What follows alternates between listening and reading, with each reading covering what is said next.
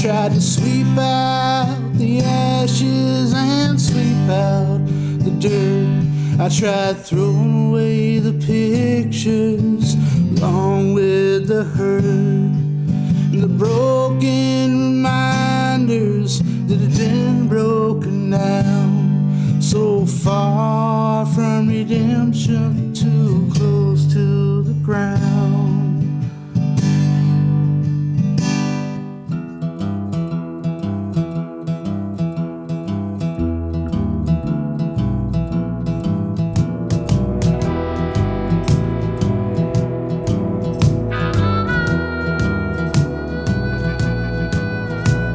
Something in the water taught me how to crawl.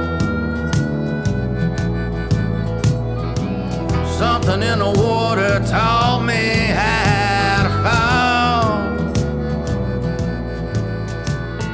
fall. Hey y'all, welcome into another Something in the Water podcast. I'm one of your co-hosts, Uncle Dave Griffin. And I'm Sean Clark, one of your other co-hosts. And we're here with Jesse and Ellita Herrin. From Waycross, Georgia. Our good I didn't know where friends. y'all's from. Well, everybody knows. Parts unknown. Everybody knows Jesse because Jesse is a sometime member of the Pine Box Dwellers, son of Billy Ray Herrin. We've had him on a couple episodes already, I believe. Yeah. Well, this is Jesse's wife, Ellita, and Ellita, I'd like to introduce you to the world. There's thousands upon thousands of Possibilities listeners for people to be and watching. watchers, possibilities for people to be watching. We're glad to have y'all, sure are. I'm glad to be here. Good to be here. How many years y'all been married now? 2015, October 7. 2015. 7 7 this year. Well, that, I always heard the 7-year itch. Either one of y'all scratching? Sometimes. Hey, 7-year itch. That was a movie back in the 60s with Jack Lemmon. Honey, they shot No. Jack Lemmon. Marilyn Monroe. That was the movie, 7-year Marilyn itch. Monroe. Oh, yeah. That was the famous dress scene, right? It was, yeah. And it Blowing was up subway scene. New I York have not City. I seen think it was a black and white movie. It was the guy that acted in it. His family had gone off to the Catskills for a holiday, and it was super hot in New York City that year, that summer.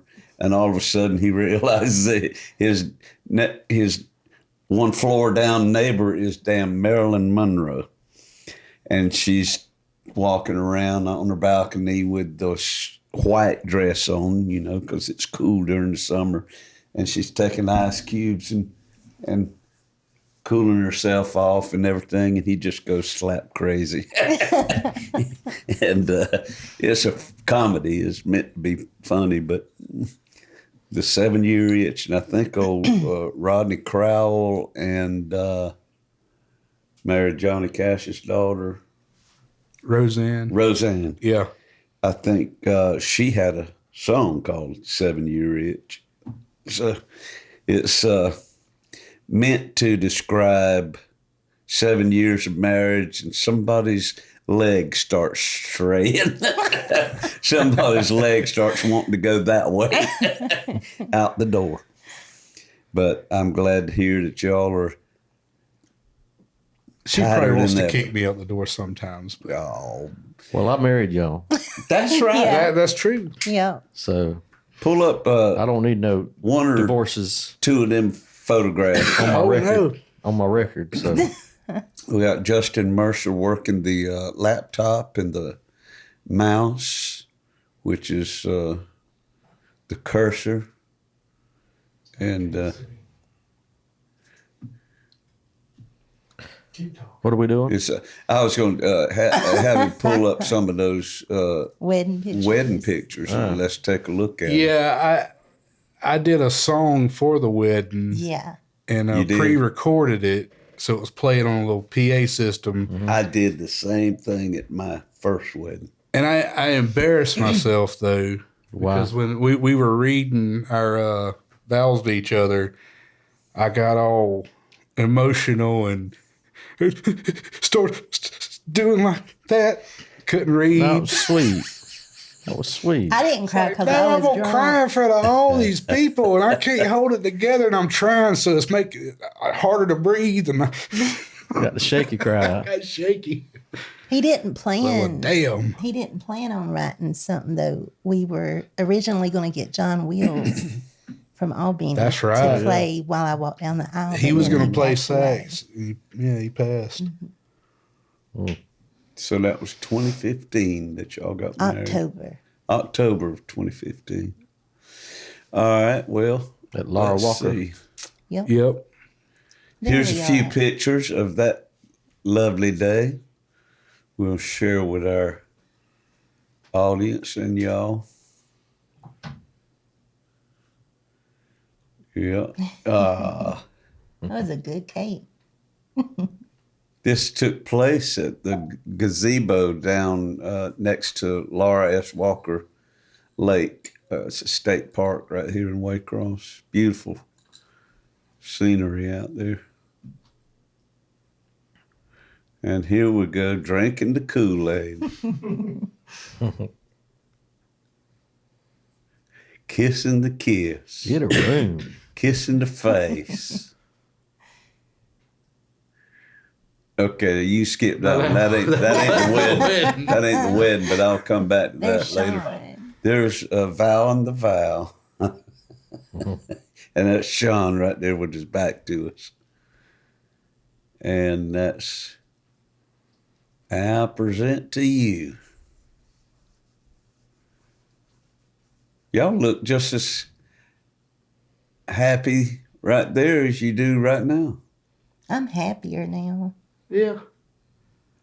I see a lot more gray in the beard now, Jesse. Yeah, that's my That's There was what's- a patch where I wasn't as happy. And that's where That's, no, I We still found it see again. the gray there too. Yeah, but that's what 7 years of marriage will do. Yeah. yeah, it was creeping in right there. It sped up. So, Jesse, you have, since we've had you on last, you've started carving a bunch of stuff Yeah. and like really cool stuff. Like who I appreciate it. I mean, none of us seen that coming. No, I didn't No. see it coming. I mean, I really, unbelievable. every time I talk about it with somebody, I mean, I don't really know what to say. I was just on YouTube and I wasn't looking for anything specific. I was just, just scrolling through my feed. Mm-hmm. And I don't even know why it come up because I haven't looked up any wood carving videos. But a video come up and it was a tutorial and I watched it and it was a guy carving with a Dremel. And so I knew I had an old Dremel out in the shed and a couple bits and I went and grabbed it and I was like, I was interested, so I grabbed it, sat on the porch, and after a few hours, come back in, and I had a little carving done, and and I showed it to her, and I was like, I kind of like this, and she thought it was okay. And Do you have pretty the decent, first and one? I do. Yeah. You kept it. You yeah. didn't sell it, right? Yeah, I kept it. Several tried to buy I it. would love. I love. I think you I need to have- always hold on to Might that. have brought one. it. Be like, here's number one. Yeah. But yeah, I don't know. I did that, and that night I was hooked. All of a sudden, it was just one of them things. It was kind of like when I first got into playing music. Mm-hmm. I knew right off after learning a chord or two, I love This this. was gonna happen. I love this, and it was just one of them things. And I've tried to draw years ago. I tried drawing. My mom can draw really well, and she can paint, but I just was never really good at it. And then after I started carving, I had to have some surgery on my arm.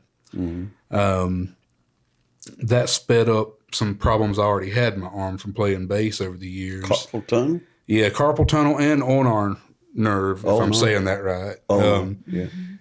And so just a couple months after carving, that progressed. I had to get that surgery, so I couldn't carve. And that's when I was like, I'm itching to do something because I just started carving. And so I started trying to draw again. Is that the eye? Yeah, Okay. and I did the eye, and I did a few things. I think I saw the eye before I knew about the carving, though. So I could hold a pen and a pencil, but I couldn't really, I couldn't carve and hold a Dremel and all that stuff. Mm-hmm. So I had to do something, and I watched some videos on that and sat there and did that, but I didn't keep up with that. There's the eye right there. Throw that eye. Is that the up first thing there. you? Well, that's There's the two second eyes. eye. That's the second eye I drew. Right. There was one that didn't have any color in it. That one had a little bit of colored pencil. Still, it's amazing. Man, like you sent me, like, man, give me your honest opinion. I know Yeah. you draw, and Sean, I'm just Sean is a damn good artist now. But yeah, he sends me this. He's like, "This is my first thing I ever drew. I just give me." I was like, "Dude, It blew me screw away. you, man." Like, I've been drawing my whole life and never drawn It's anything Yeah. like like it. an 11-year-old walks Like, I up do to you cartoons, and says, yeah. I just wrote a song. He's like, the hell with you. Now that was probably, I think that was my second or third drawing, but there was an eye before that was my first drawing. It was Okay. a black and white one, but Yeah, that's your similar. Yeah. Well, I saw this, or not that, the other one, the other eye is what I saw. And then I started seeing these wood carvings coming out. And I was saying, good Lord, this is Jesse's? Right. And it's like, Now this, I thought you was the bass player. You know. just yesterday I went, this is a piece I did for James Files. It was a log in his Which yard. I can't help but say, I hope James Files watches these Something in the Water podcasts, but I have to say this in tribute to James. He's a good friend of all of ours. He and his wife James and Denise Files live right up there in Townsend, Georgia, right above Darien on the river. And all of your wood carvings look like James Files. They do. What's funny I about agree. that is I could see that, or his Yeah. brothers. but what I got into, the first videos I saw was wood spirits, and it was basically bearded Wood spirits, faces. right? That's you what know. it is. James Files that's is a James living, Files. walking, Yeah. talking wood spirit. Yeah, He's got beautiful mane of salt and pepper hair and And beard. he's as and old as any forest. He's out there. tall. He's tall. He's got a good physique, and he wears crocheted shorts. We just heard, so we'll have to have him on the next Something in the Water podcast with crochet. Now that's not the What? same one. Yeah, that's the same what one. this is it's like Is it a seven. dual face? Well, there's several There's things on several it. faces on this Like log. totem. It's 7 foot tall. My God. And it's yesterday I went and put the first coat of tongue oil on it, and I'm going to do about 3 or 4 coats and do a little sanding. Now, do in you put the between. oil right on your tongue, I do, and then you lick it on? and then there? I see colors everywhere. Is that an ear over there coming out? Right there. I think that's the pelican. That's bird. the beak Part of of a the bird. Part of the of a outside. fictitious bird that I made up on there. There's a Oh, squirrel, my a God, rabbit, look a at bird. Now James says the rabbit is a pika. He says it's not a rabbit; it's something called a pika. And I looked up pika finally, and there's several different kinds of pikas, and they're a little rodent-looking thing. But I don't know that I fully Pikachu. agree that it looks fully like a pika. It Pikachu. must have been where Pikachu, Pikachu. came from. Maybe it did. It actually Because he might does have. look like a little rabbit. But Yeller. I was going for actually it was first a cardinal, and I messed it up. I hit it with the angle grinder, and knocked the beak off, and had to turn it into a rabbit. Oh, okay. Is that it? The rabbit below the bird? Yeah, there's some up close pictures of it somewhere there too. Then there's a squirrel. Too. This is going to be an amazing production right here. Now. So that tongue hole's made it change all those colors, right? Yeah, now it don't remember had. seeing it I mean, all. the natural colors of the eastern red cedar is it has the red like heart grain, and it's got the white water wood on the outside, and it's not that dark until you oil it. You know, it makes it all pop You're more. getting the reds by more oil.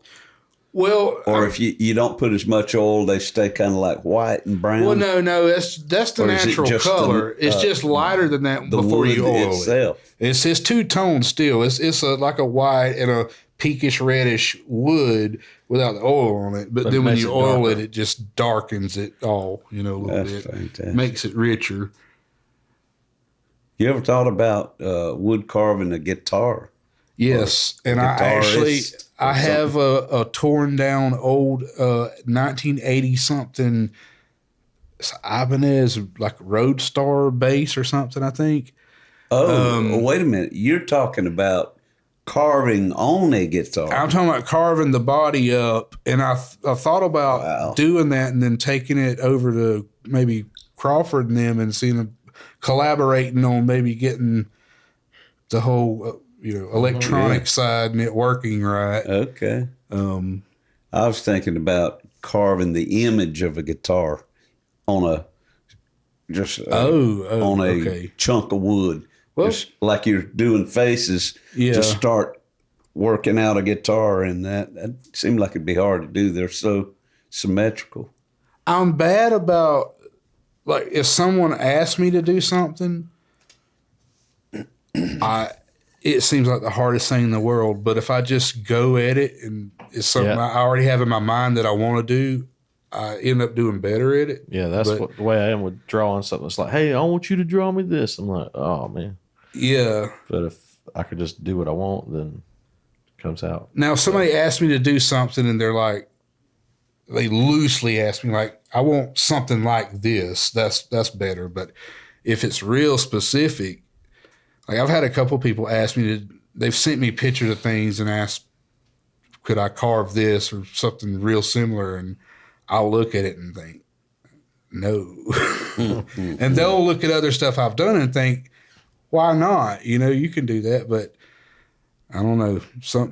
There's some things that's just. Is this James and Denise's garage? Yeah. It Where is, that yeah. is? Is that where you just go down there and work on it? Yeah, in Townsend there. Mm-hmm.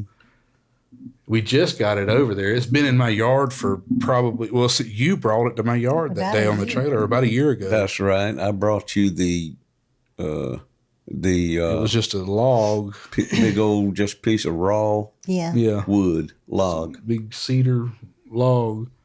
That's amazing. I never dreamed that all that was in that log that I was hauling behind the car. I didn't know it was there either. Well, that's the thing about it. You're the artist, but how do you do that now? How do you just sit there and say, all right, I'm going to does something zap through your mind? I don't know what it is, but one Or- thing I've learned about myself is when it comes to art, is I've learned that it's easier for me to take away than to add. Like with carving, you're taking away. Mm-hmm. You're just taking But if away you're- if- everything but, what you want that's there. If you're idealist, what's the word? If you lack an idea to start with, can you just start raw, cold, and just start knocking stuff off until, I see it now? Sometimes. Yeah? Yeah, it depends. And sometimes I think I can do that and I attempt something and it just fails. And sometimes I think I can and I can. But then sometimes when it fails, it'll turn into something else that ends up being You can kind of cool. salvage it and a failure. completely change it.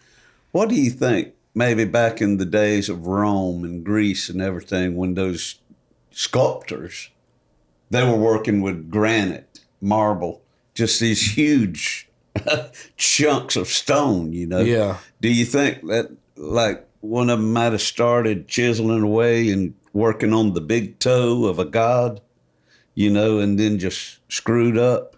And so you think there's like a junkyard of rocks and grease over there with nothing but a toe on it. And they just said, screw it. Scrap toes. Scrap toes. The graveyard of toes. Hey, I could use those. Where they at? Graveyard of toes and fingers. Ellita, how's this changed your home life, having all this stuff going on? I love it because it gets him out of the house. Gets him to shut up for a little bit? I enjoy it though when COVID first come along, and he was interested before in woodwork just as a hobby. He had mentioned it a couple times. Mm-hmm. And then when COVID happened, like he said, he started trying that, and it just turned into something beautiful that nobody expected, and I'm proud of him. But I know you are. You got to be. I've enjoyed it though. I mean, I've enjoyed seeing him get the attention that I feel like he deserves for it. Was it surprising to you that he was as good as he's become? No, he's always better at everything than I. This came out of nowhere. I know it came. It really did. That didn't like so. No, it really didn't though, because he's like very. say, I mean, who the hell did I Jesse's marry? always been good at the things I knew he was good at, but I just like, It you're going to still just did. randomly be good at carving wood now? What the hell? It really. I mean, I guess it goodness. was a little bit of a shock, but Yeah. honestly, he's just ever since I've known him, any single thing that he tried, he was exceptionally well at, Yeah. and it just makes me And, mad because I'm not. You got that recorded now. I tell him all the time. But no, he's got so much more talent. That's the love of a good woman behind you right there, and because she's like my wife supports me up and down, and I know she does a hell of a lot better supporting me than I do her, but I'm telling you, there ain't nothing like that. You got to have that. It's good. I got to have get me that. one in. Good. It's good to have. It's good to have that. Yeah. Now, Ellita, you've started a YouTube channel. Yeah. Wait. Tell us about that. It's What? What's you it didn't know called? that? No. Yeah. Ellita's Health Journey. Oh, cool. I started it last March.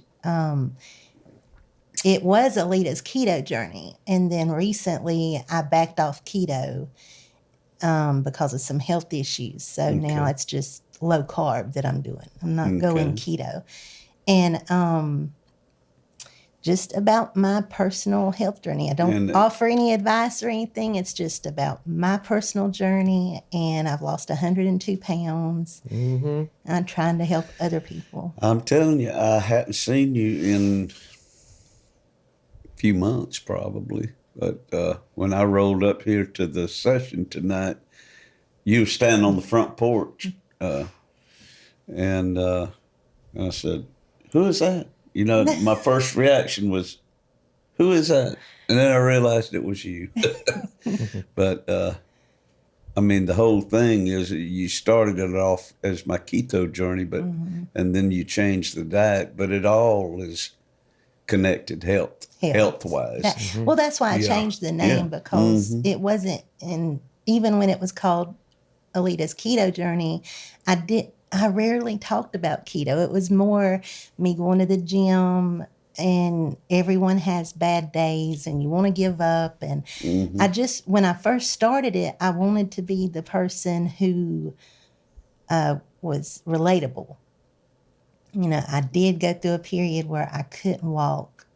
I remember I that. couldn't bathe myself, and I couldn't do anything by myself. And now I can walk 3 miles, and I can lift weights, and Wow. I want everybody to You have to feel tell like, some about the reason why there too. Your Well, you had surgeries. some neck, yeah, I assume everything. spine, neck or spine. Yeah, spinal. I had an injury and ended up having 2 major neck surgeries.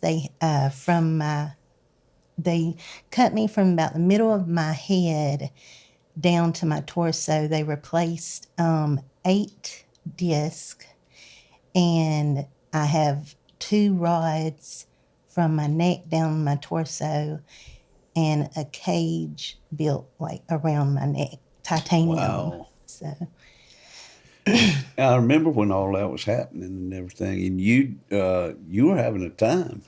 After the Yeah. surgery, it was not going well. I mean, No. there was a fluid leaking. Got septic. well, I got septic. Septic. JC was at the About studio. that close to death, and we didn't know it. Yeah, I was staying We with didn't my know at the in-laws time. because they didn't have steps at the time. And so I was staying with them. JC was at the studio, and I told my mother-in-law that day, my nurse came by to check on me, and I told her I just wasn't feeling well. I didn't feel like doing therapy. She said, that's okay, just relax. And later that evening, my mother-in-law tried to feed me. I wasn't hungry. This was how long after the surgery? 2 weeks to the day. And my friend come in to see me. JC was at the studio, and I had 8 covers. I think on I was me. recording you that day. Yeah, actually, it was You were in the I studio remember recording it that being day. very personal. I remember Yeah. hearing, being right involved. in Yeah, it. because we had to go to the Yeah. hospital Yeah. quick. Because when they checked my temperature, it was like 104.3, Yeah, and it I was out of high. it. I was disoriented. So. And sepsis is something that you pick up while in the hospital. They said they Most times is assumed- what that's They what said happens. if we hadn't have got, we didn't want to go here because her surgeons were in Brunswick. Everything had been handled in Brunswick. Yeah. And we wanted to go there where they knew what was going on. Yeah. And so we went there, and they said that if we hadn't have got her there when we did, it probably wouldn't turn out like it did. Ain't that amazing? Yeah. And well, they put me on the cardiac floor because they expected me to code that night. But then once they got me stabilized, in fact, Blake was my nurse. I remember Blake McIntyre, coming in yeah. there, and Blake He was was sweet. great. Yeah. I'm glad Blake was at that hospital. It just goes to show you that hospitals giveth life, and hospitals also taketh life away. Because you can catch something like sepsis in a hospital where you're supposed to go to be taken care of. I've heard so many times, healthy elderly person will have to check in for a routine observation or a surgical procedure or something. And all of a sudden, they didn't come back out, Yeah. Well, see, she had to be on, like, once that happened and she went back to the hospital and they got her opened back up and cleaned all that out, she was there for a little while longer. And then once she got home, she had to be on a PICC line with antibiotics daily for a what, while. 4 months? Yeah. Yeah, 4 months straight, and had a home nurse coming, which was actually Mandy yeah, Mercer. yeah. Didn't Justin Minshew?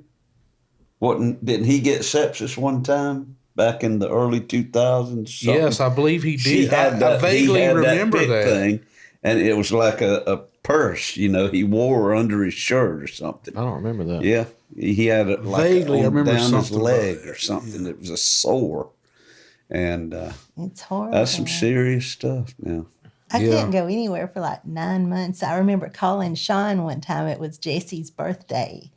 And I called you. I said, he had left the house to go somewhere. And I said, can you please come by the house, get my debit card, But go to Walmart and get a cake and a card for Jesse. so she was normal, working fine every day, and we were sitting at the table playing cards one night, and all of a sudden, it was you couldn't hardly walk, right? Well, the very first, that night, I had went to get a bath. And when I got out, That's right. I couldn't feel myself drying my legs. Like I could walk, but when I went to dry my legs, I realized I couldn't feel myself touching my legs. And so I told Jesse, but went on to work for like 3 or 4 days, but then I started falling. I got real bruised up, and then it got to where I couldn't hold a pen with my hand, and it just kept, the paralysis kept going up and up and up. And then they took me into emergency surgery. Yeah. But that's the total picture of your 180-degree turnaround or 360-degree Yeah. turnaround. I'm Because trying. you're actually running and not running. walking. I Yeah, walk but I pretty remember good. those low times where Yeah. y'all were like, we don't know if she's, Yeah. I remember y'all's concerns about ever walking again Yeah. or what was going to happen. Yeah. And look at you. It was Yeah. scary. It was, but that's what I don't want people to give up, because, and that's the only reason I started the channel. I thought Well, I that's can't be great. the only person this has happened What's the to. name of it again? Ellita's Health Journey. Ellita's Health Journey on YouTube. Influencer. Is it, You're an what would you call it? influencer. An influencer? Tried. Does it go up? Is it in competition with Something in the Water podcast? Because if it is, by God, folks, if I had a YouTube channel, it'd probably be called Something in the Water. No, it'd probably be called What Got Me Through It All Was Towns Van Zandt and Liquor.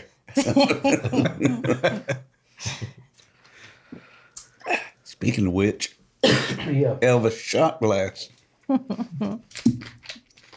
Elvis Shot Glass. Elvis Shot Glass. That's the name of a band. Elvis Shot Glass. He just drank some out of an I just Elvis said shot. that. Oh, Elvis Rocks. sounds like a band. Elvis on the Rocks.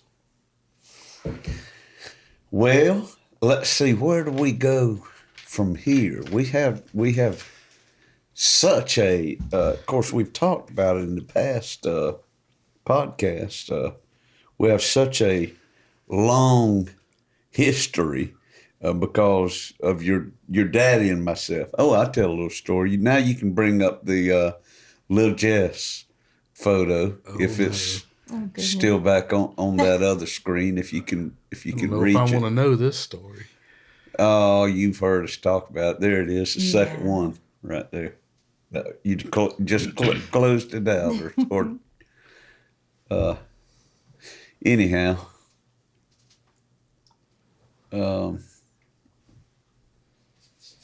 There's a picture of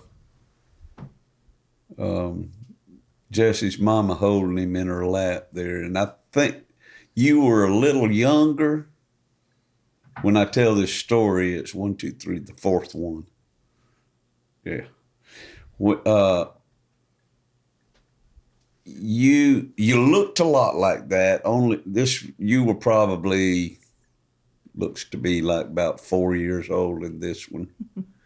I think you might have been 2 or 3. So just think about this same face. The hair's a lot blonder. 2 years earlier. Yeah, it got darker and darker. I was white blonde when I was really Anyhow, your daddy brought you over to the house, my mama's and daddy's house that I stayed in, for many years. Oh, I know where this is going. Well, my mama was I love your mama. I hate this story. my mama was a kindergarten. She wasn't a full teacher, paraprofessional at Memorial Drive, and she had gotten off work and came home. When she came in, me and I was sitting at one end of the couch, and Ray was sitting at the other end of the couch holding Jesse on his lap like this. And Mama came in and she was just real animated. Oh. It's just like kids, And she got sat right down next to Jesse on the corner of the couch and kind of got in his face, It's like a cat, or an animal that, you don't come real close to them and start whispering affection at them. The cat's gonna reach up and just. Yeah, that's about what happened. Ray's just sitting there holding his boy, and Mama's up there kind of writing. You want to come to me? You want to come to me? And Jesse's just sitting there with this look on his face. About that time, before anybody could do anything, he just reaches up and slaps her. Oh my God. Slaps my mama across the face. Way to go, I don't Jesse. remember this. I'm sorry. Of course you don't. That was way too ancient. That's gangster. A memory, but Mama, it didn't. Mama was like, "Oh, she's seen Don't it beat all. him, Ray. Don't beat him. She didn't get it as bad as my Aunt Louise did, though. Huh? Oh gosh. What'd you My do to Aunt her? Louise, my great aunt, Louise Thomas. my granny's sister. She grew. And I don't remember this, but I was told that I was a baby and I had eaten, I think, spaghetti, and she was holding me up and going, ah! I see where it is You headed. know where that's going. Mm. Yeah, I heard that I threw up in it. Yeah. She had her mouth open. Barf. My cousin Chris did that to my dad. And I watched that. It was funny. Oh. Never, ever shake a baby. Now, my other memory is because I used to spend a lot of time over at y'all's when you started the trailer park over there on Mount Pleasant, or actually your grandma did, Yeah. and your daddy and mama, y'all lived in a trailer, right? And you had a swimming pool, and your daddy had a pool house, which turned into Hickory Wind Studios, Yeah. where we recorded all of our demos and tracks for Lowry. We got those publishing contracts with Lowry, and so many historical There's a years, lot of memories stories there. going on right there. But y'all were just kids, y'all were, and I just started work at the post office in 1985. And I remember, and I was just going through a divorce too. So it's like, oh God, I'm working the bomb shift and midnight hours. And I remember that Sunday I had off, and I said, I asked your daddy, if I bought the VHS tapes, would he record Live Aid, the concert that happened, in 85 in America and England, Bob Geldof thing, Feed the World and all that. We are the world. We are the children. And I fell asleep in the recliner over there at y'all's house, but I was awoken by this, your sister. It was just you and your older sister, Jenny, and I heard Jenny screaming bloody murder. Oh, no. And I kind of come to it. Jenny comes running in there. She says, Jesse just peed on me, or something like that. And Ray's just sitting back, and I had two recliners. I was in one of them. Ray was in the other one.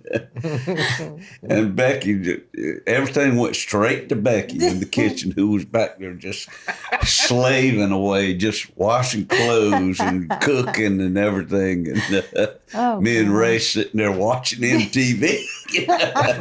And finally I heard Becky say, Ray, do something.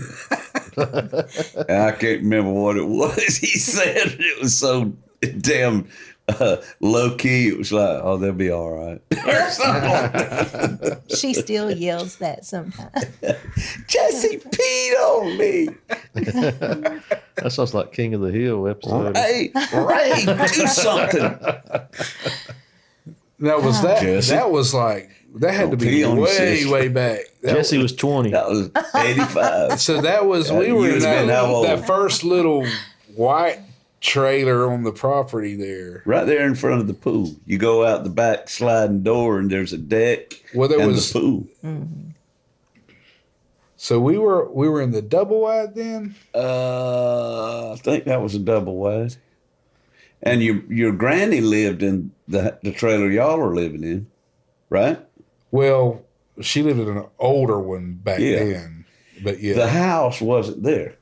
Right. No. You know, that was before. But there's been a few different setups over the Right. years. Right. Because at first it was Granny had her old trailer. There was the pool house, the pool, and on the other side of her old trailer we had a little white trailer we lived in. The only, and this might be just my bad old man memory coming in, but the only trailer that I can recall that I associated with Ray and Becky and you and Jenny was the one sitting In front of the pool. right dead parallel with the pool. We had a double wide after the white trailer. We rented the white trailer out after we moved out of it, and it ended up burning down. I don't know if you remember. I don't even remember big that. fire over there. No. Well, It was crazy. Yeah. Lady went But to the anyhow. store, went to Flash Foods, and left a fan on in her bedroom, and it caught a sheet. A sheet got pulled up in the fan somehow. Sure. And just the time she went to Flash Foods and come back, one whole end of the trailer was already engulfed. God. It burnt the whole trailer down. That was a Just crazy goes to day in the show trailer you. park. Folks, that you can't trust sheets and fans. Nope. You leave them alone together for just a minute. So that's just a couple of examples of how deeply the history goes.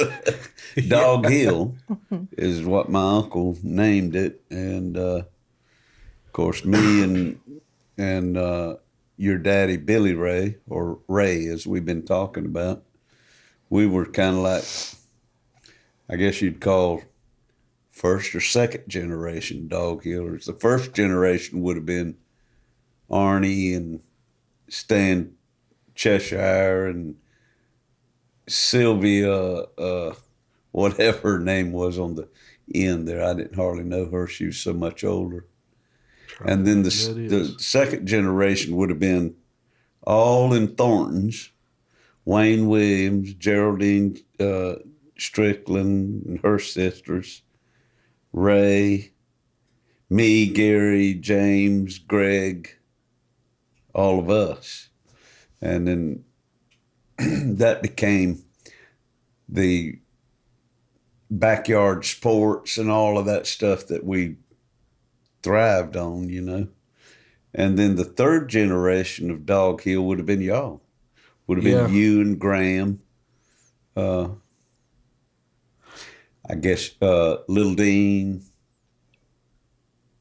Yeah. Well, you had Uncle Arnie's kids, which were older. Tammy and They're older than the rest of Rhonda. us. Tammy and Rhonda and Lee.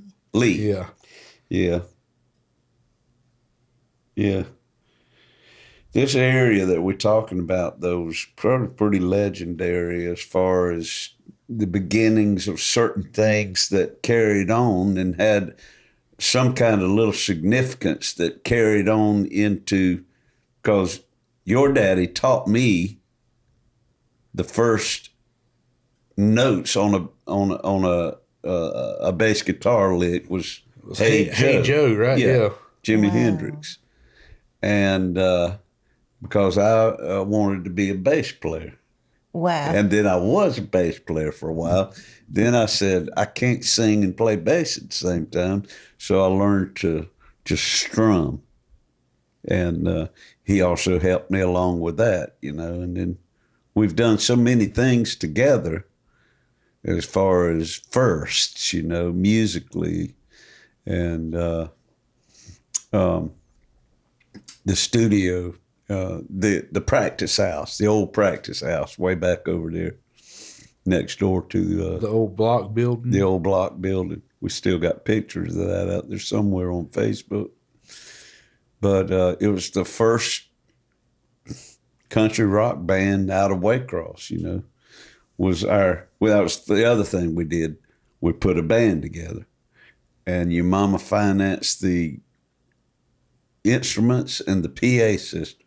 Not your mama, Ray's mama financed the deal. We went down to Jacksonville and bought Stratocasters, casino amps, and a custom PA system. And that went through its thing, you know, and then I just kept on going on with music in my life. He did the same in his.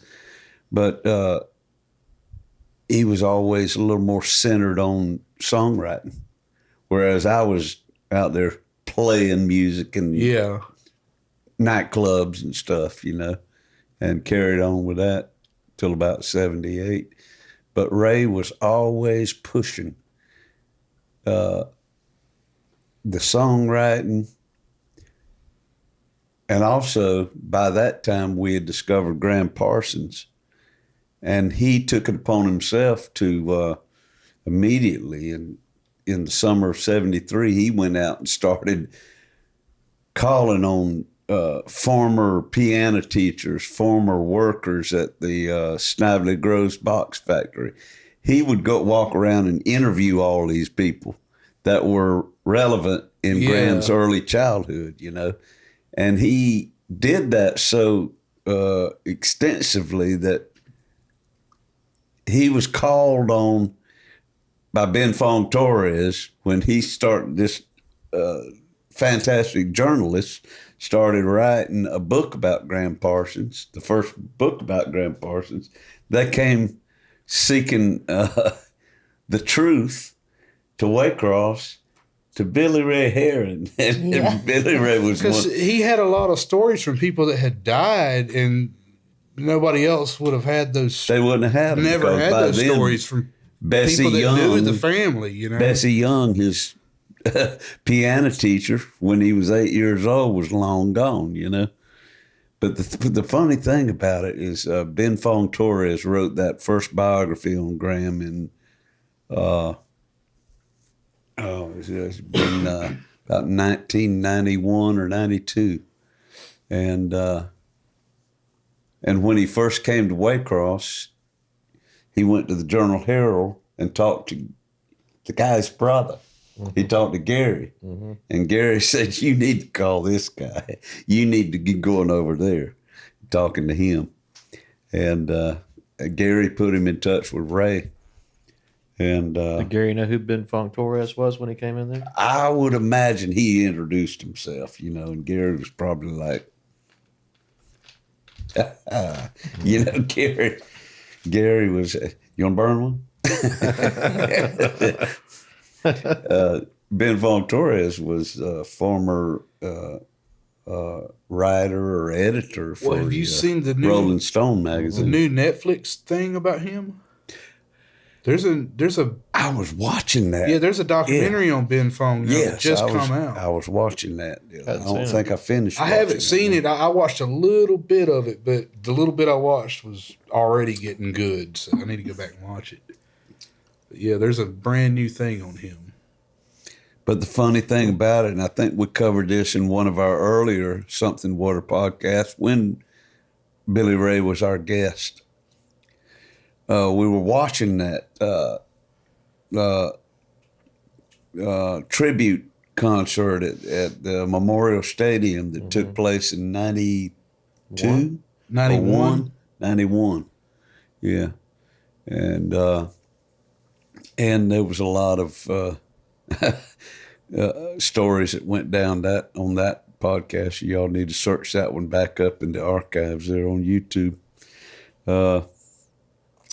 But the amazing thing was that Ben Fong Torres, in all of his exhaustive research done out on the West Coast, talking to the people who knew Graham when he was a musician out there back in the 60s and 70s, Graham told them a whole nother set of stories, you know. He often embellished his childhood. Yeah. His daddy was Coondog Connor, and he wasn't just the guy in Waycross, the former fighter pilot in World War II. He was a country music singer, according to Graham. He was a country music singer that died in jail. Wow. You know, he embellished his childhood stories and everything. And so Ben Fong Torres was getting all of this information and trying to throw it up against somebody else's information to see if it jibed or didn't, you know. So when he got here, the story about the house was, as far as he knew, was that it exploded on the eve of the sheriff's election in 1969 when Robert Lee, the sheriff of Ware County, was running for re-election. And the truth of the matter is that they think that Robert Lee intentionally did that so that the voters would have sympathy on him and go to the polls the next morning and vote for Robert E. Lee. Poor old thing. His house blew up. Did y'all hear about that?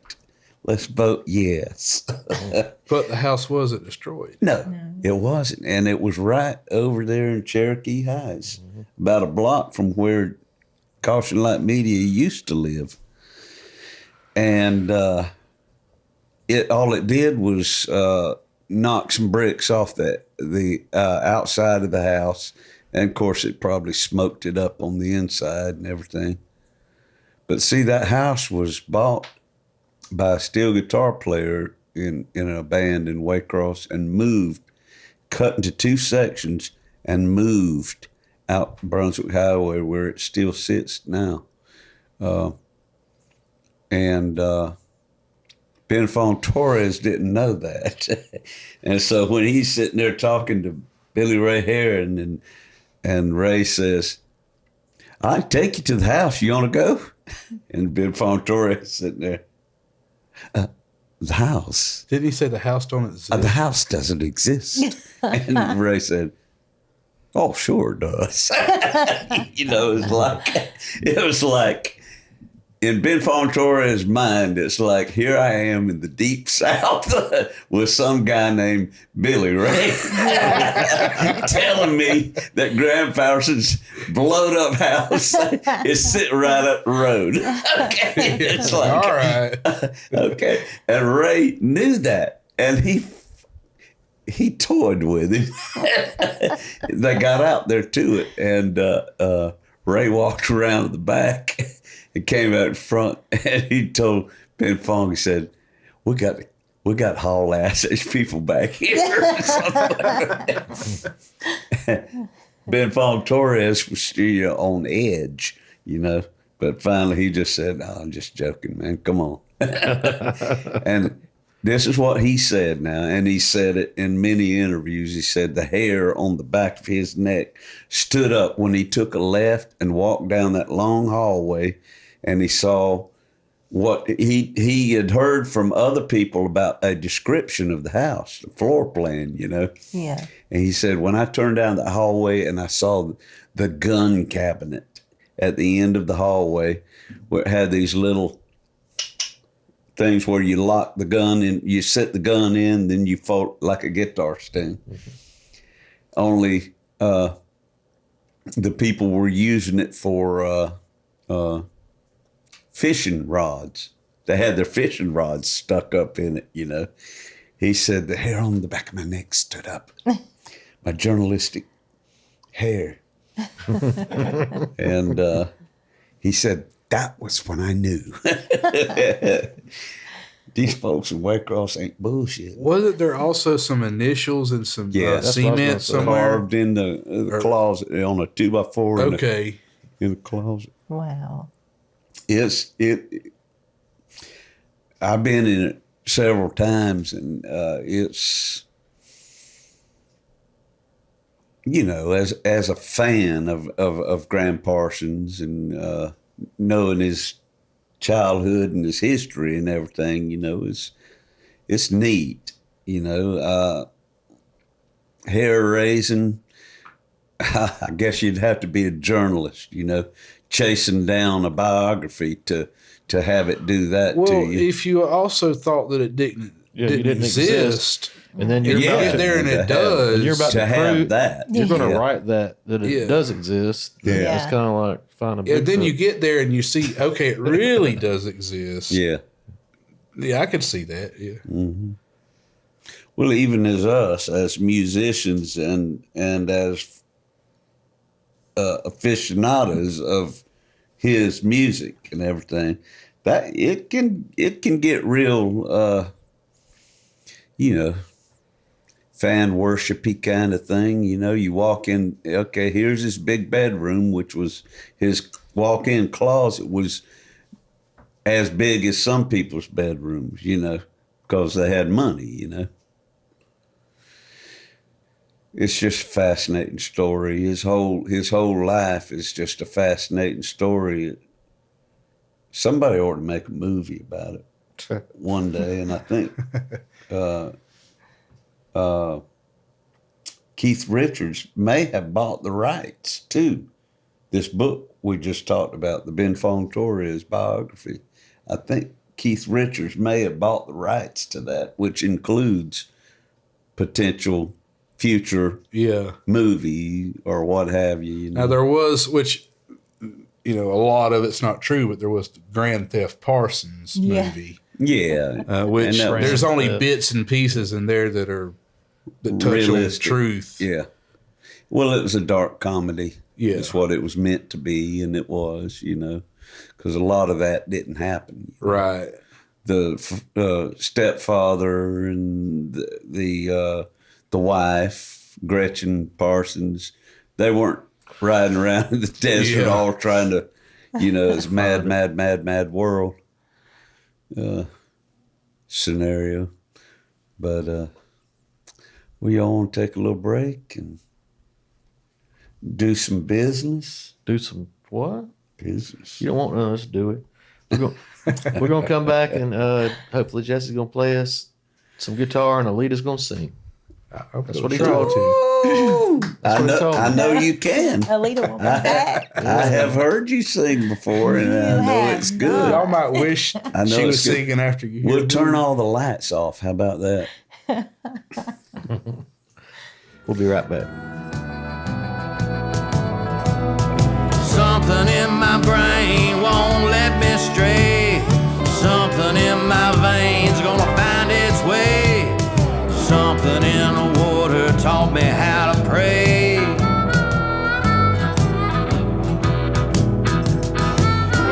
When that cold black water finds its way into your veins, you'll never be the same.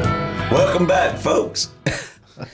As we promised, we're going to do a little bit of music right here. This is a musical segment featuring our good buddy Jesse Herrin and his lovely wife. Come on. Coming in hot. Give me some skin. His lovely wife, Ellita. This has been a good night. It has. So far. And we're going to just bring it on down to some real Dog Hill roots. What's this song, Jesse? It's called This Mind. And it's just kind of a collection of memories from Mount Pleasant / Dog Hill. You grew up there. I grew up and you grew up. As I did. Dog Hill, when you grew up, was a dirt road. Yeah. And it was dirt growing up. For you? Halfway for me. And then it got eventually paved. it grew up. And it mentions that in the song, too. Okay. Eventually it grew up into asphalt. I love it. Yeah, it grew all the way it's up. Your asphalt. It's your asphalt.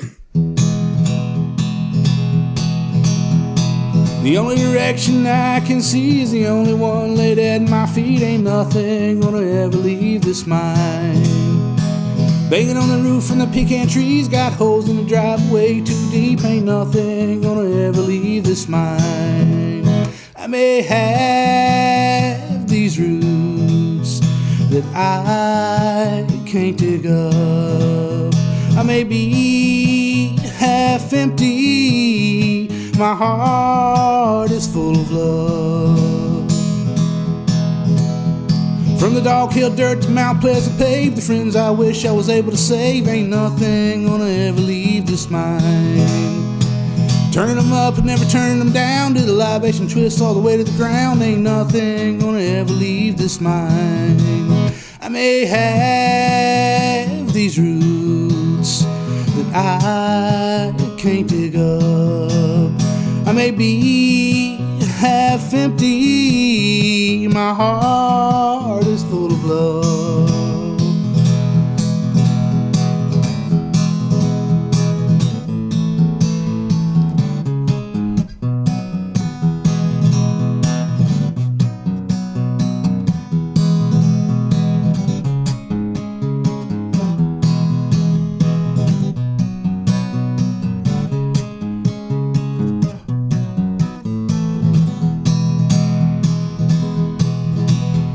When the ones you love ain't doing right, you gotta hold them no matter how hard they fight. Ain't nothing gonna ever leave this mind. Days go by faster and faster, you gotta make sure that you fill them with laughter. Ain't nothing gonna ever leave this mind. I may have these roots that I can't dig up. I may be half empty. My heart is full of love. My heart is full of love. My heart is full of love. Damn. Yeah. That made me I'm feel a like, little rusty. no, that made me feel very good because you talking about Dog Hill all the way through that. And there was a couple of lines in there that I was wondering about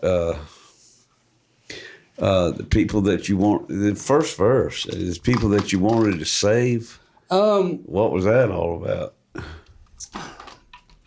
One person that comes to mind is a friend, Jason Guy, that died of a drug overdose. Was he living over there then? Or no? Well, he was a friend that he lived on Mount Pleasant. He lived in the park for a few years. It was a good friend of mine. Yeah. And other people, just several other people in mind, you know. But the other thing was there was another line in there that was similar to that. I can't even remember what it was. Well, libations. Turning them up and never turning them down, do the libation twist all the way to the ground. That line came from a memory of the first time I got drunk. It was behind the graveyard on Mount Pleasant. You know what? The first time I got drunk was on Mount Pleasant, too. Wow. Well, they had the fire break already back there. You know, they had some fires. So in the middle of that, a lot of us would go back there and smoke cigarettes and whatever when we got to that age of sneaking that shit. And, Y'all started the fire. At the graveyard. Well, behind the graveyard, the woods, the wooded area. The wooded area. That's where I used to hunt squirrels. The very first time I got drunk, and I'm not proud of this. I'm going to go ahead and say this ahead of time. But we were young and stupid, and me and Jason Guy and Eric Guy and their little brother, John Paul, we swiped some beer from the convenience store. And not proud of it, but we did it. And I'll never forget, we had like 9 beer each. Why'd you get a T-shirt made that says "We swap beer from the convenience store"? Yeah, we were young and stupid and wanted to drink and get drunk, and we did. So what happened is we sat in a circle. And we sat down in a circle and we drank all these beer. There was mixed of beer, wine coolers, whatever. We drank it all, and we tried to stand up. And we all kept falling and twisting and turning, and like we finally was able to get stood up. I don't know what's going on. And we walked from Mount Pleasant to Cross Creek Apartments. And I remember my mom saw us walking, and I remember waving. And we got to their dad's place. We ended up getting in trouble, long story short. And we had to go apologize to the store, and like we got found out. But good times. They probably just said, "Oh, don't worry, Mama. It happens all the time."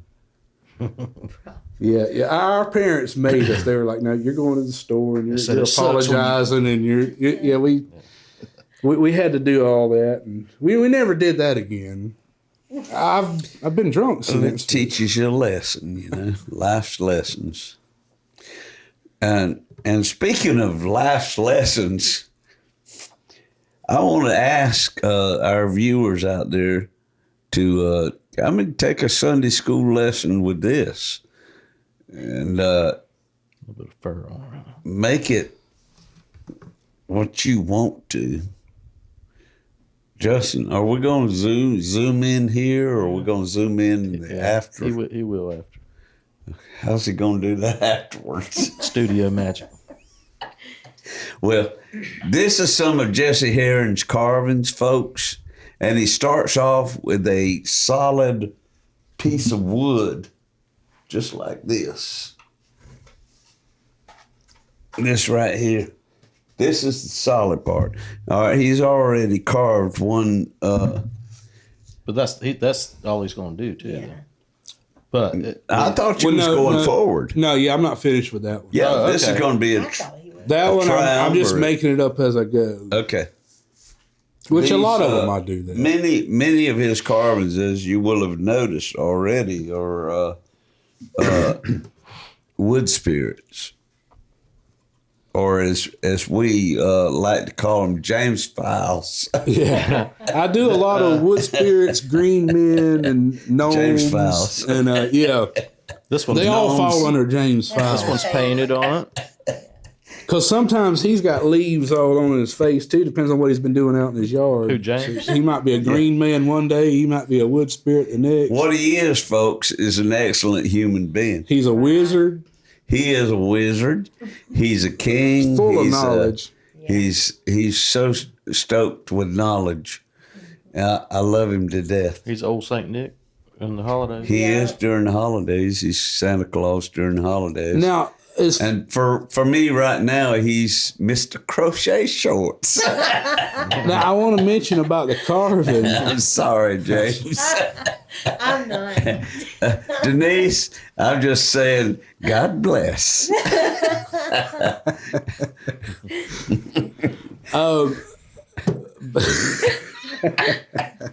So back to the said, wood "Thank you, carving. Jesus." But I was going to mention this. So I started out carving with Dremels Yeah. and little bits and stuff like that. And I got used to that. And I watching a lot of videos. I would watch these guys doing. I'd come across a lot of them that were doing mixed. They would do power carving, and they would use knives and chisels.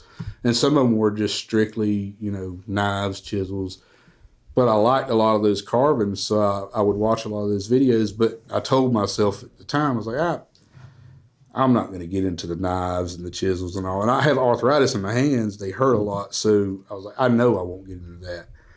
But at some point, I got interested enough, and I did. And I got some knives and chisels, little palm chisels, and I got into it. And So you scored like a mother load of tools. yeah, recently I got a Yeah. good deal on some. But so a lot of these right here were hand carved knives and chisels. Now there's a little bit of power carving on some of these.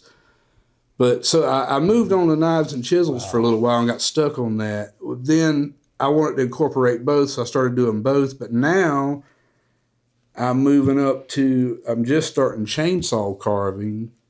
Oh, And God. I just got the deal you were talking about, the deal on some tools. I got some mallet gouges, like bigger gouges. You use a mallet to hit. Yeah, you get bigger and bigger. So I'm moving up in the tools, Pretty soon you're and going to be throwing eventually, axes. like I'm working on a chainsaw carving now, but in the end, I want it to incorporate every tool I use, like from the smallest to I got a micro motor that like dentists use for teeth that does fine detail down. I got down to that small of stuff to the chainsaw now, and so incorporating everything in between. Dang. So take us through this right here. Just this all right, this is the basic element you start working with. And either one of these ends up being this. And you start with this, and you're like you said earlier in the podcast, you're subtracting. Yeah. You're taking away. Most artists, when they draw, they're building. Right. They're starting with a line or a circle. Yeah. You're subtracting and moving down into this. So what this right here, was that Dremel or hand maneuvered tools? This one here is Dremel. That's amazing. You can get that one. All now, of that. I think about all the rest of them we have in here. A handheld. Were knife and chisel. A handheld saw. It's the Dremel. I use a flex shaft. It's like a thing that comes off the end of it, and it's got a handle, a small handle. So it's flexible. We're it's like not a scientist, doctor. It's like smaller than this mic, and it's like a little bit bigger than a pen, but and it's flexible. It's got a flexible thing that spins from the Dremel. If you can get to an instrument that small, no, the pen. Yeah. As opposed to a Dremel round blade saw, which is about that big. Well, or a fucking chainsaw. You're doing chainsaw. Well, a Dremel rotary tool itself ain't very big, but if you have to hold it by itself without the flex shaft, it's fatigue on your hand after a while. Like you're holding that up trying to carve, and it's jumping all over the place. It's a family show. You're saying that you can take this down to a like a pen, which is fucking. This ain't the deep end. They got folks. some really small. I got a few different ones that some of them are really small hand pieces. That's what I'm saying. It's almost like a pencil. Yeah, almost. You can do some detail with that. Yeah, and the higher RPMs, the faster it spins, is more for smaller bits and doing fine detail. The slower torque, slower speed is more for roughing out and doing like something that's a more aggressive bit that's going to take away a bunch of material like at one time. The beginning of the thing. Right. The finer detail is. And I've even got one that's. I've got one hand piece that's a chisel. It's an electric chisel, and you put different ends on it, and when you put pressure, it does like a chisel. But then I got into the knife carving, and now I'm into the chainsaw carving, and wow. Now this is cottonwood bark. This is very soft. This is why I got into the knife carving, because the black poplar. Yeah, it's.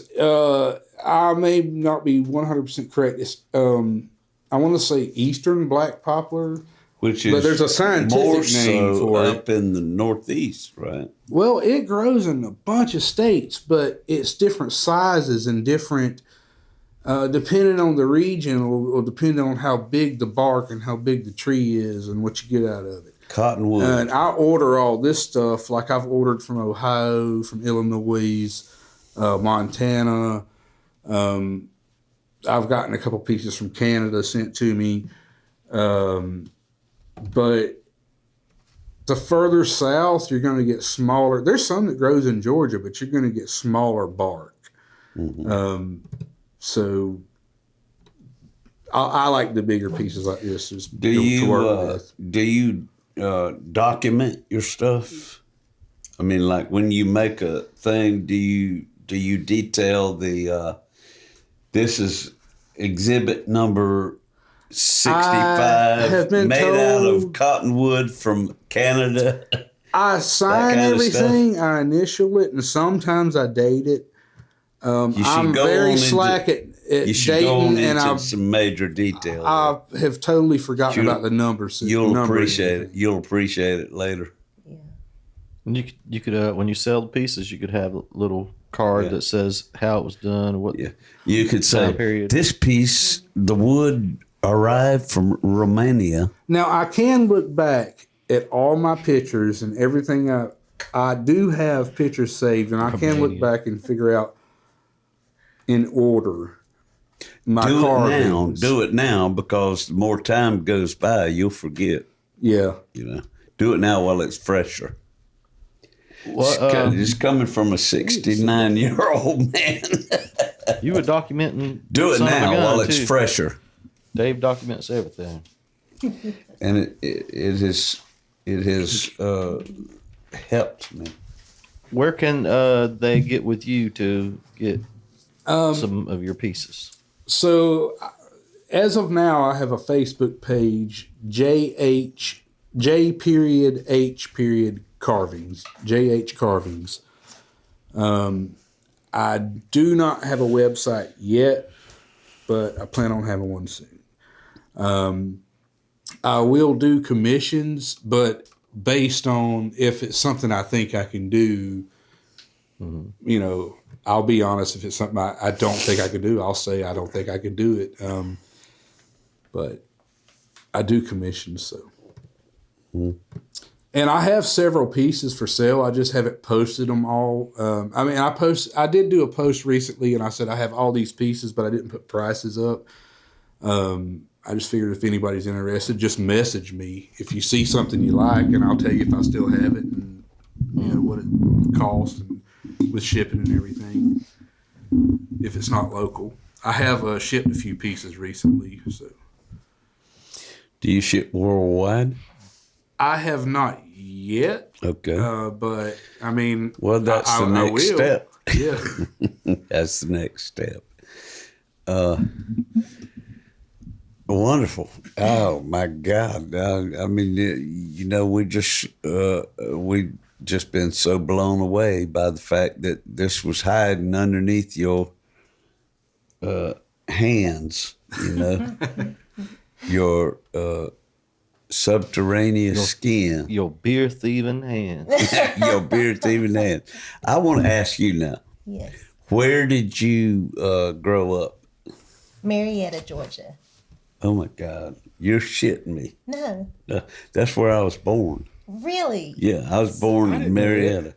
No, well, actually, my folks lived in Marietta, and I was born in the Atlanta hospital, which was right next door, Yeah. I can't even remember the name of that hospital now, God, which there's is so bad. many there. Yeah. But, Marietta was a big turning point in my life.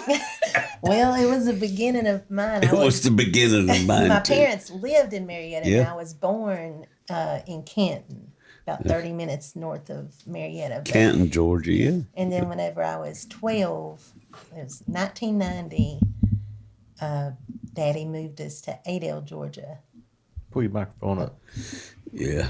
He moved y'all to Adel. Yeah. Okay, I remember that town, too. Yeah, that's in... Southwest Georgia. That's where the Page brothers are from. Yeah. It is where the Page brothers are from. Yeah. It's just a little ways up above Valdosta. Daylilies over there. That's what they call them. Yes. Wow. I saw it on the sign. It's like I've been calling them the Daylilies. It's But Adel, they baby. love it. Adel. It says home of the Daylilies or something. Oh, okay. And they have a Daylily festival. Of course. I honestly have no idea.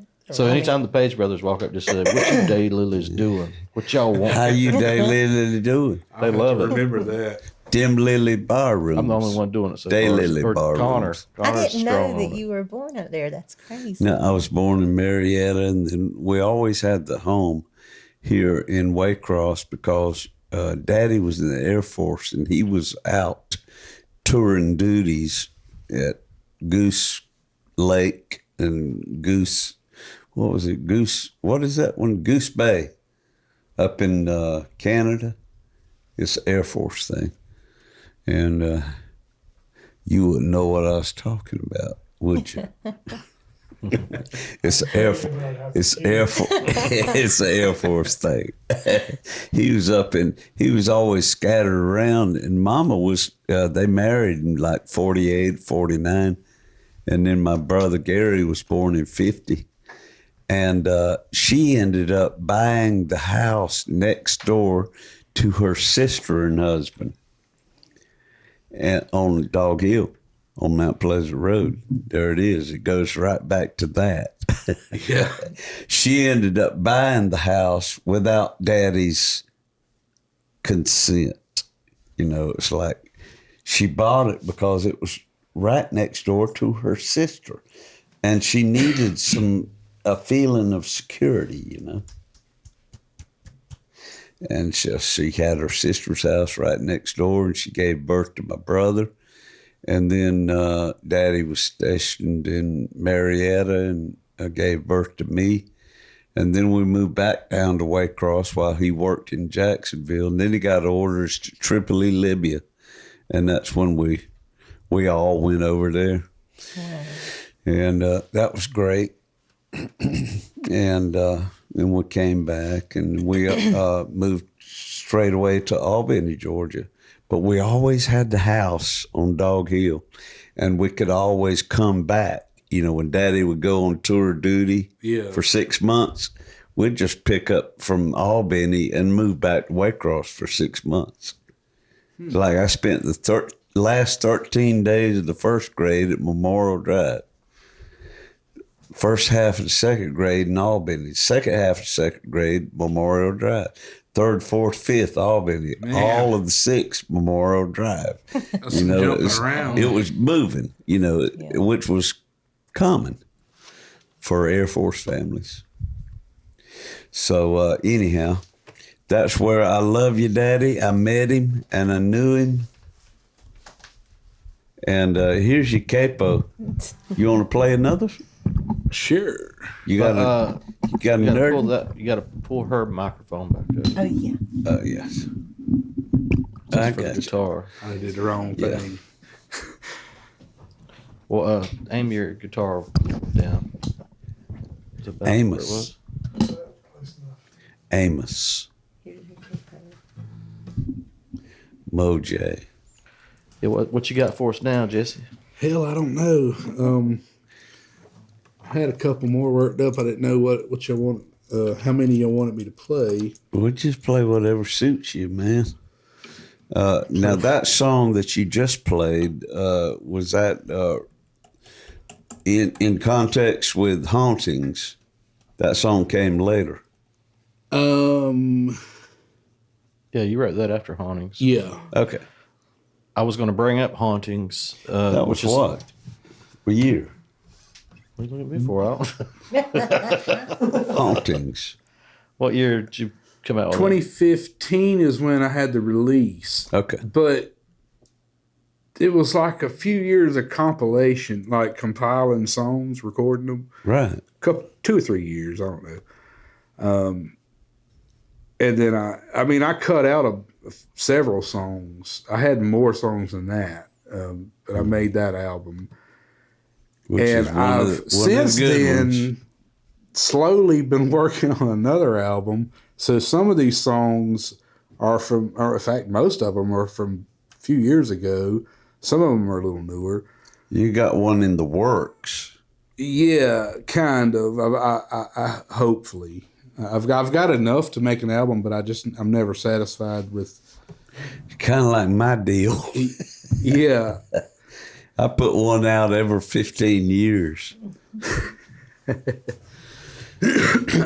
this is neat. What else? You got another song? Yeah, let's see. This would be one of the newer ones, or would this be a haunting song? No, this would be a little newer. It's called Jacqueline May. Mm.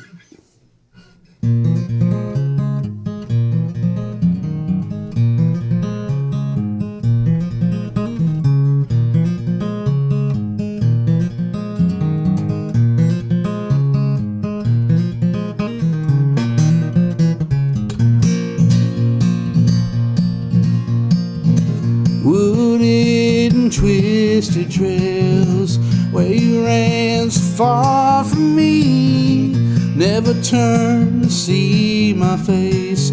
Oh, Jacqueline May,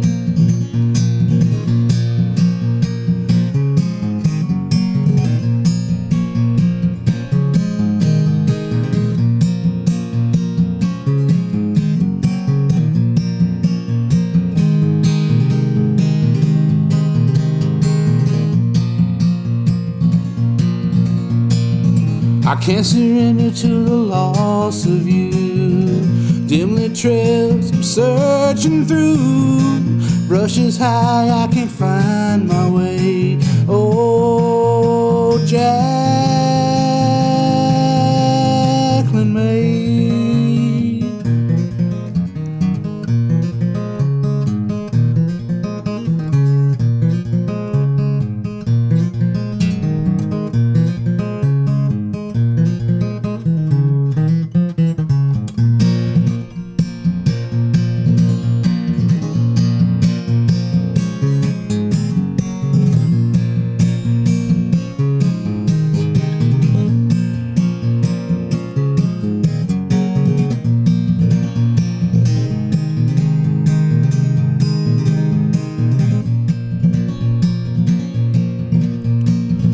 Your picture hangs way above the mantelpiece of my love. Sit and weep every day. Oh, Jacqueline May. It was you who helped me grow. All the thoughts that no one knows. All my demons were kept at bay. Oh, Jacqueline May.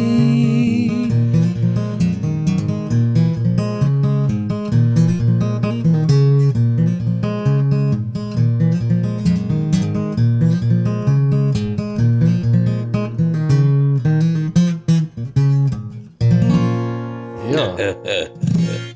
Heck yeah. That's cool. Outside of the ambidexterity of your picking and all of that thing, and that was a make-believe song. Because you ain't never known nobody named Jacqueline May. Right. There's like fragments. Unless you calling her that by secret.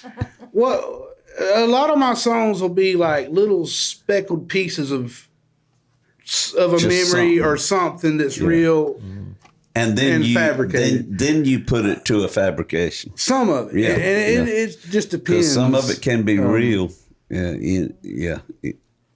That's beautiful. Yeah.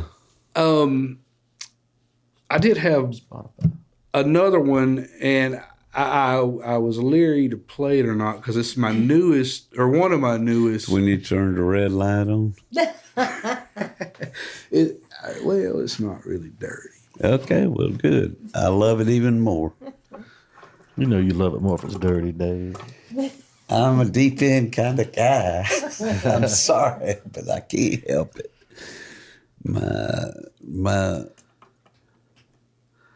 This is kind of, I guess, kind of old country sounding. I don't know what you would call it.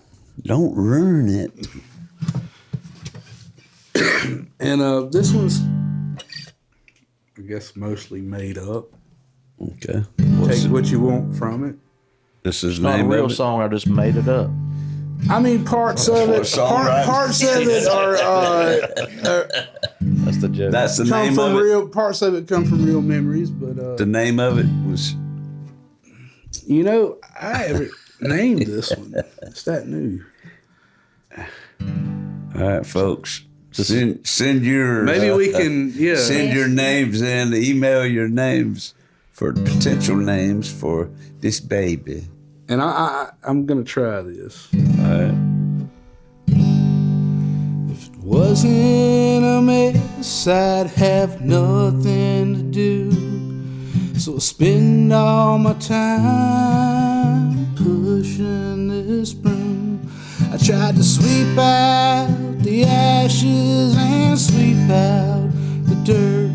I tried throwing away the pictures along with the hurt and the broken reminders that had been broken down.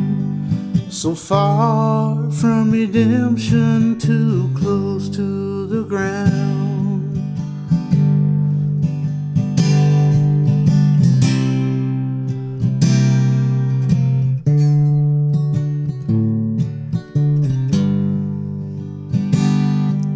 Well, I planted all your promises, row after row. I watered and nurtured, but never did they grow. And I now see the reasons you were mostly a lie. You were born to a mother who only let her love die. I tried to sweep out the ashes and sweep out the dirt.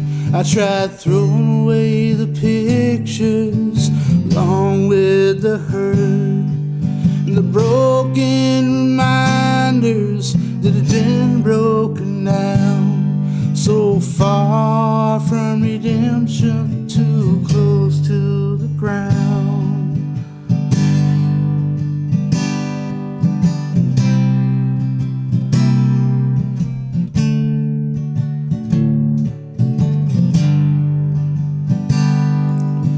Clutter's all gone with most of the pain, except the nights I wake up yelling your name.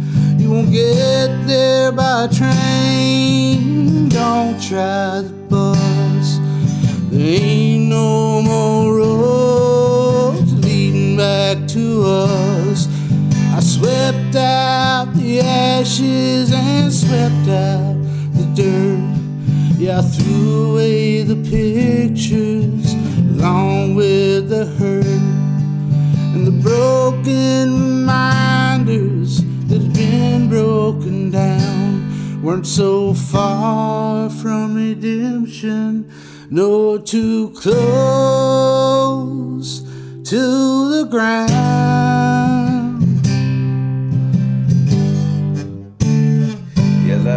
That's kind of a country. That's almost a Blackberry Smoke country ballad. You know, it's a ballad. It's a country ballad, like Simple Man or something. You know, Curtis Lowe. I think you should have sweep or swept in the title.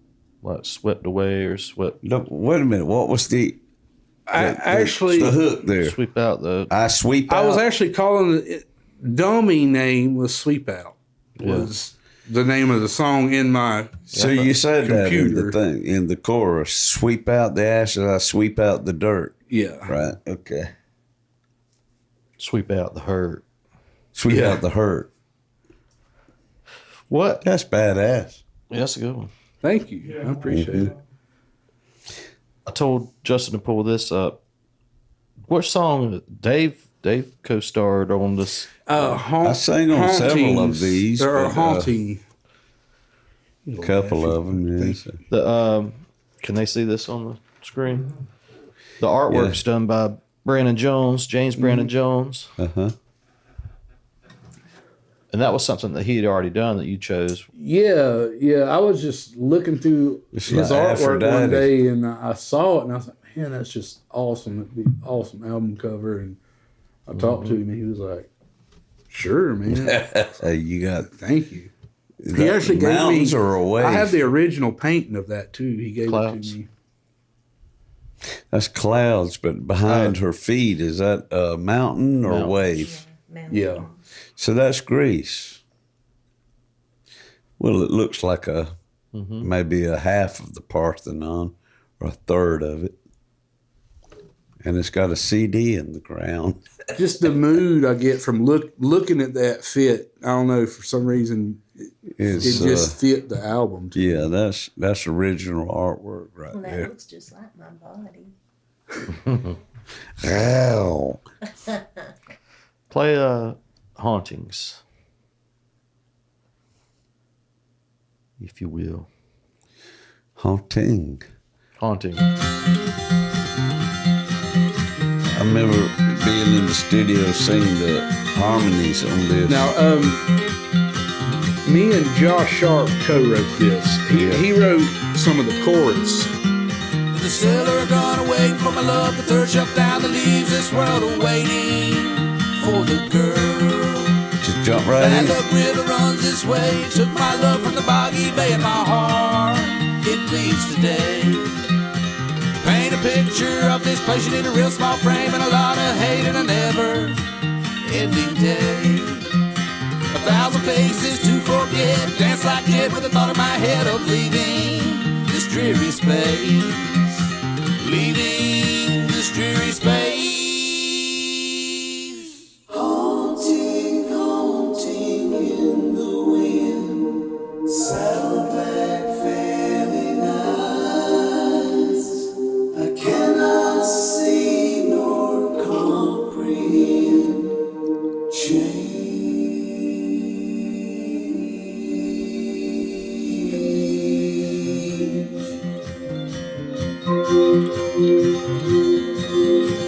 That was Dave on that part. Yeah, you stacked like 3. I think you did 3 vocals.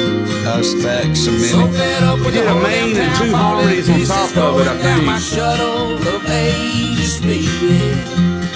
I'm the tailor of the This is life you I singing wear. harmony Not a lot for of yourself. tread It's left me to trail. singing My and him gold singing love, harmony with salvation's me. won. He's harmony on all the verse parts. Anywhere by Yeah. the store, chef aside, lust behind the Yeah, fire, about my wound me out. assassin of the pain. He was like, wait, how are you saying that word? Perfect world, a little bit convinced your love ain't worth 15 cents. You Your ain't got- heart Not ain't only do you worth have to match keeping. the pitch, you have to match Heart ain't worth the keeping. phrase. Yeah. Phrasing. Haunting, haunting, Then you let me do my own thing here. saddleback failing eyes. I cannot see nor comprehend change.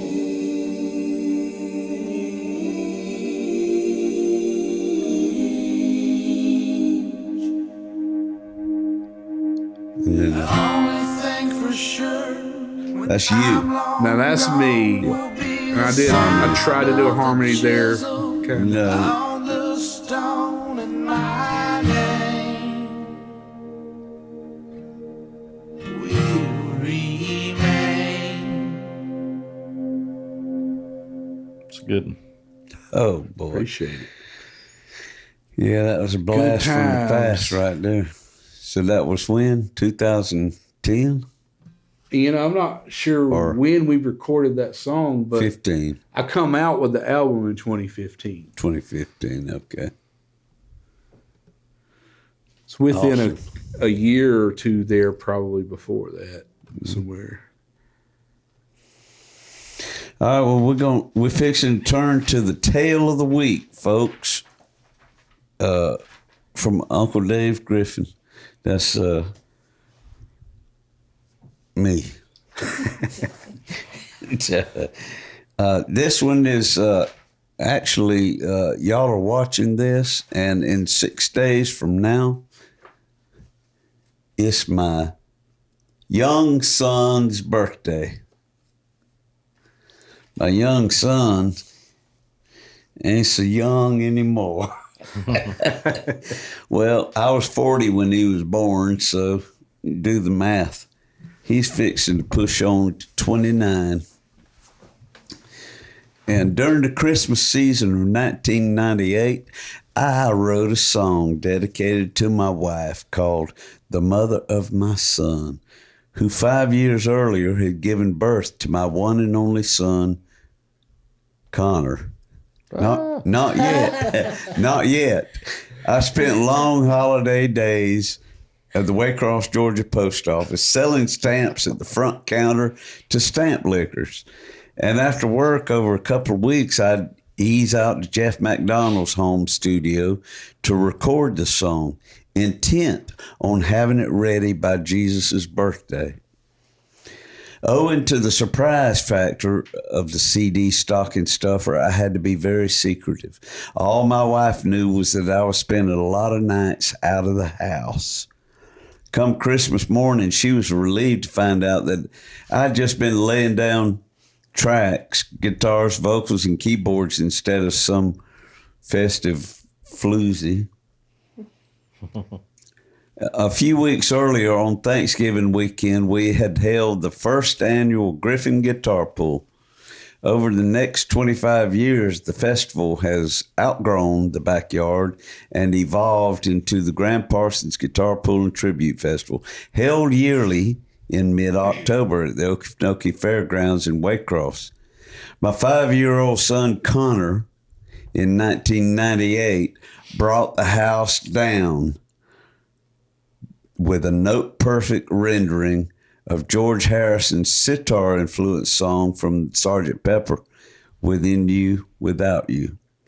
Safe to say, the young'un didn't stand a chance. Being a huge Beatles fan myself, Connor was raised heavily on 1960s Liverpudlian folk melodies. He bought into the music of the Beatles so wholeheartedly that he adopted the persona of John Lennon, complete with a British accent, and for several weeks drove his brothers and sisters mad. Lynn, the mother of my son, was called for a meeting with his Williams Heights second grade school teacher, Ms. Franklin Pinckney. Ms. Pinckney complained that Connor was refusing to answer the roll when his name was called. She supported her story with the following student-teacher exchange. It's Miss Pinckney. Connor, silence. Connor Griffin, silence. Connor, why aren't you answering me? Connor, in full John Lennon mode. Mrs. Pinckney, from here on, would you please refer to me as John Lennon? Oh, my God. Needless to say, Mrs. Pinckney was flustered. My wife told her that as long as his grades were good and he wasn't causing anyone around him bodily harm, why not just let him run its course, let his imagination go? A few days later, Lynn changed her tune when Connor insisted on calling her Julia, the name of John Lennon's dead mother. she said, stop it. Stop it now. The personality crisis finally came to an end, only to be replaced a year later after Connor seeing Shrek at the movies. Then he adopted Eddie Murphy's Sassmouth Donkey. Donkey. Okay. Now, here we go. Now you can throw I don't it be up playing there. no games. This early fascination with voices and characters has served my son well. Since his teens, Connor has found a home on the stage, acting in high school plays, local productions, independent film, and University of Georgia dramas. 3 years ago, that first one was a local community production of Dracula, and he played Renfield, the part of the... I went to that. Yeah. Oh, my God. I went to it, too, and I locked my door after this. He was scary. I didn't know you had it in you, son. Please take it back. He's something else. 3 years ago, he took on the mantle of instructor at a summer theater camp for children, sponsored by Pearly Productions and the Okefenokee Heritage Center in Waycross. His initial love of music has also taken hold. For almost a decade, he has drummed for Waycross's Pine Box Dwellers, excluding about a year while he educated at the University of Georgia and drummed for Athens, Georgia group, Ty Manning and the Slaw Dog Biscuits.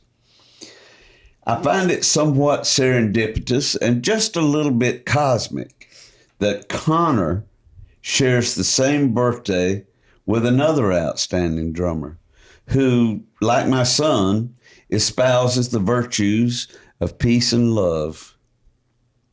July 7th will mark the dual birthday celebration of Ingram Connor Griffin and Sir Richard Starkey, known by y'all as Ringo Starr, the drummer for the Beatles. So with a little help from me friends, and in my best John Lennon voice, I'd like to wish Connor and Ringo the happiest of days. Peace and love. Peace and love.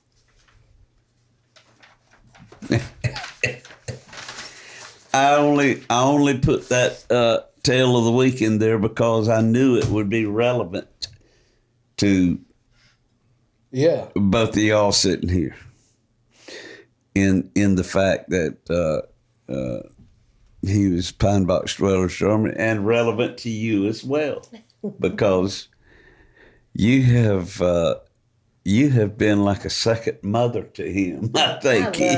I think you've given him some good girl advice over the years. I try.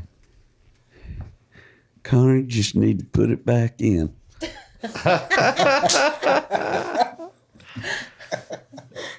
Don't scare him, baby. Wait, what? That wasn't my advice. Well, there's been another Something in the Water podcast. Oh, shit. We appreciate y'all watching, and hope that you'll come back again.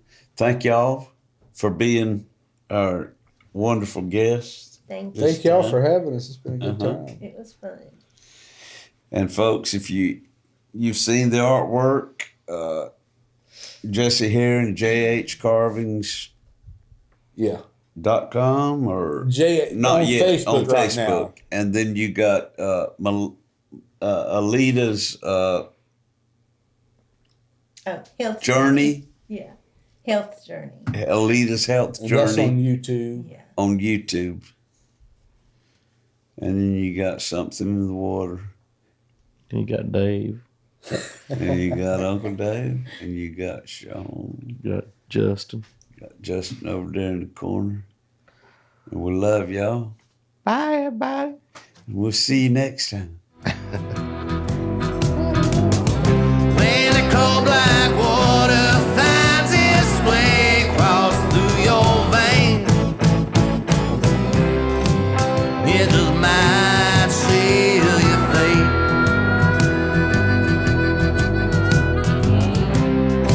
It just might seal your fate.